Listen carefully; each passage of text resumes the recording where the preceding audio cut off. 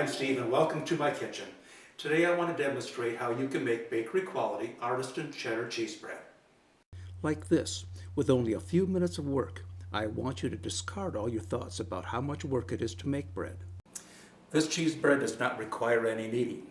This cheese bread is as easy to make as a bowl of Campbell's soup. Aha, I heard what you were thinking. Think about it. If you're going to make a bowl of Campbell's soup, you have to stir it. If you're going to make no-knead bread, you're going to have to stir it. But if you make no-knead bread, you don't even have to open a can. How simple is that? I have set up my workspace with my ingredients and my utensils. I'll be using 3 cups flour, 1½ teaspoons salt, 1/4 teaspoon instant yeast, 13½ ounces cool tap water, and 1 cup cheddar cheese. I'm going to start with the dry ingredients, 3 cups of flour. I use the scoop and shake method for measuring flour. This recipe is very forgiving and you don't have to be exact.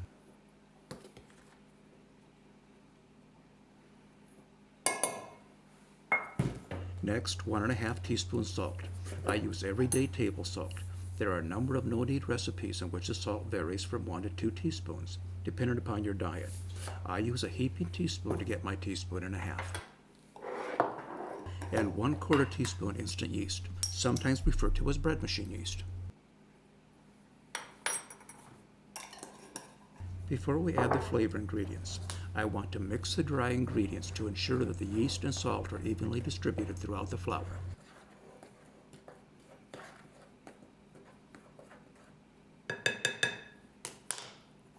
Now the cheese.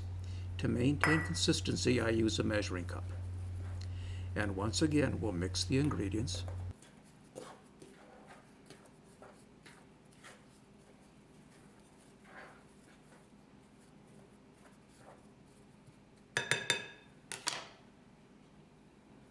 Now it's time for the wet ingredients. 13½ ounces cool tap water. Next, we'll combine the wet and dry ingredients. There are a variety of tools you can use to combine the ingredients. Today, I'm going to use a spoon. I prefer using the handle end of the spoon. The handle has more in common with the dough hook. See what you think.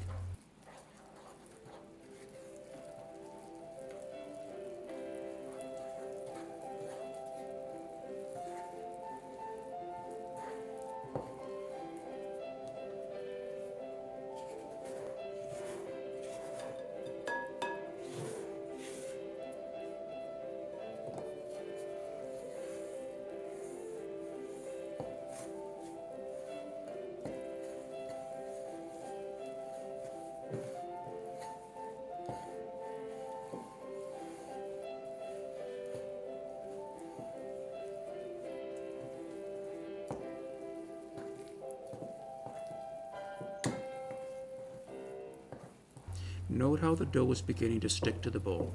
It means the ingredients are blended.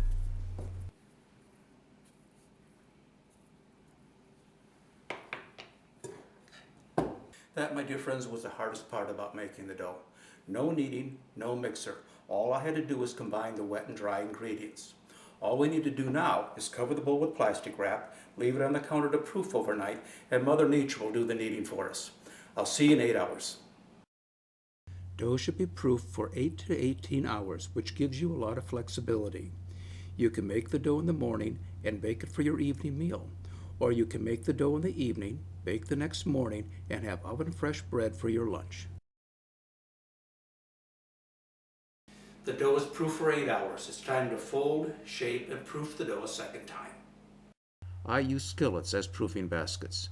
They pre-shape the dough, and they're an excellent vehicle for transporting the dough to the Dutch oven. So I'll start by spraying the skillet with baking spray. Next, I'll dust the workspace with flour and scrape the dough out of the bowl.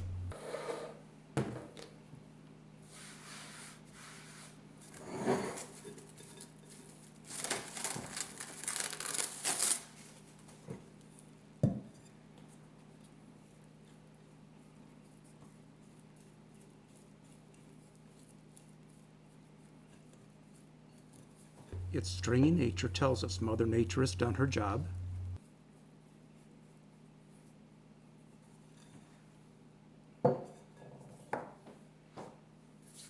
I'm just going to pat the dough flat and fold.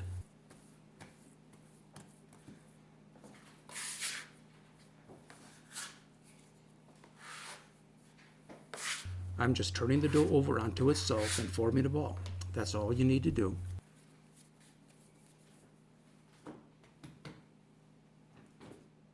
I've placed the dough in the skillet and covered it with a flour sack towel to proof. Before I leave the kitchen, I'll prep the oven. I've positioned the rack in the lower part of the oven and inserted the baking vessel. I do in advance so I don't forget. I'm going to proof the dough for an hour and a half, and I want to preheat the oven for half an hour, so I'm setting the timer for 1 hour. Dough should be proofed for 1 to 2 hours, and the oven should be preheated for 30 minutes. It's been an hour, and I'm setting the oven to 450 degrees, and I'll reset the timer for an additional 30 minutes. I know the oven will come to temperature before 30 minutes, but a Dutch oven is a heat store, and it needs to be at 450 degrees for 10 minutes to come to temperature. The dough has been proofing for an hour and a half, and the oven has been preheating for 30 minutes. It's time to bake the bread. I'm using this Corningware casserole dish as my baking vessel. No-Knead dough is too wet to shape, so I use baking vessels to shape my bread. This casserole dish will give the loaf a nice shape for sandwiches and toast, but you can use any vessel. Okay, now watch how easy it is to transfer the dough to the casserole dish when you use a skillet as your proofing basket. This is something your kids could do safely. Next, I'll score the dough. I couldn't do it when it was in the skillet because I inverted it when I transferred it to the baking vessel.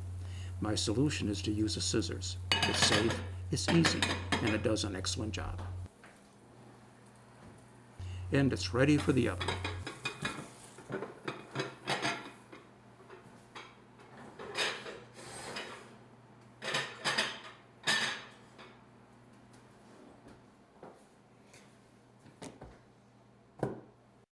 Next, we'll set the timer for 30 minutes. I'll see you then. The bread should be baked for 30 minutes with the lid on the casserole dish. After baking for 30 minutes, no-knead bread is typically baked with the top off for an additional 15 to 30 minutes for appearance and to get a rustic crust. But you're the baker. Develop your own preferences. Because of the cheese, my wife and I prefer the bread just as it is after 30 minutes. It's been 30 minutes. The bread is ready. Let's take a look.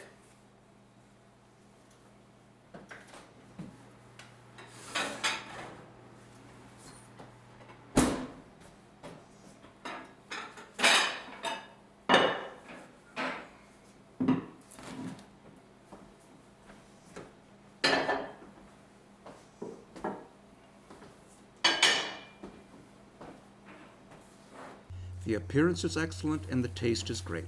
I can't overexpress the pleasure of having fresh artisan bread around the house.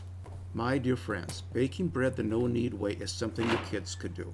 Think how proud one of your kids or grandkids would be if they made the bread you serve at the dining room table. What an excellent opportunity to introduce your kids to the joys of baking. This is fun stuff.